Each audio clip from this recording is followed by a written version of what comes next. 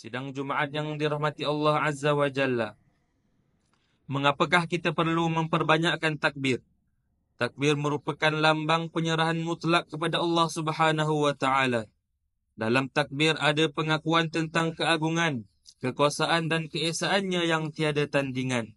Pada hari Arafah dan hari-hari tasyrik, takbir bukan sekadar lafaz di bibir, tetapi syiar yang menghidupkan ruh ibadah, membangkitkan keinsafan dan menyuburkan rasa kehambaan dalam jiwa setiap Muslim. Amalan ini juga merupakan sunnah Rasulullah SAW dan juga para sahabat. Mereka melafazkan takbir dengan penuh keikhlasan dan kekhusyukan.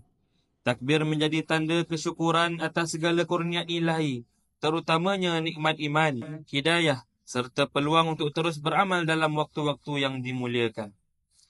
Membanyakkan takbir bukan sahaja melengkapkan tuntutan syariat, malah menjadi bukti pengabdian yang ikhlas. Kita mengharapkan agar setiap lafaz takbir, tahmid dan tahlil yang dibaca menjadi saksi ketaatan dan keimanan kita kepada Allah Subhanahu wa Ta'ala. Moga-moga setiap ungkapan yang dilafazkan itu bukan sekadar di bibir, tetapi terbitnya daripada hati yang tunduk dan khusyuk dalam mengagungkan kebesaran Allah Subhanahu wa Ta'ala. Sebagai hamba Allah yang sentiasa melakukan dosa, sudah tentu keampunannya menjadi matlamat utama dalam kehidupan ini.